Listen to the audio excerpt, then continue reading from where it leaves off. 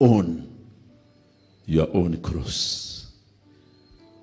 Njia moja ya kupata pesa ni kupenda watu. Hiyo msalaba kama hauko tayari, wachana na pesa. Hautapata pesa hapa duniani. Lazima upende watu seriously. Kwa sababu watu ndio wanakuwa na pesa. Bwana Yesu asifiwe. Ukiona mwenye dhambi hivi unamshekesha kama umeona your brother, atalete pesa.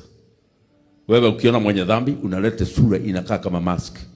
Ndio unaona mtu anakuangalia hivi anakuambia hizo vitu unauza nini? Unamwambia naona amekwambia okay asante nitarudia hapo. Na hatarudi. We, hauonangi ukienda kwa muhindi vile anakuja. Mpaka unaona msungu anataka kujisalimisha kwako. Hiyo ni style ya kukupenda ndio utoe vitu zako bila kusubuana. Hiyo ndio njia moja. Na hiyo msalaba kama hamutabeba, Nairobi mtatoka bila kitu. Lazima utupende ndio tukupatie pesa zetu. Bwana Yesu asifiwe. Kuna hawkers wanauza vitu. Hauone vile wanauza pale. Wanakuambia mami hiyo kiatu. Na kuambia ilitengenezwa ikiwa yako mpaka unanunua. Hawker anakupenda mpaka unabeba viatu ambazo hata ukifaa watu wanakuuliza ulinunua wapi hizi. Ni kukupenda.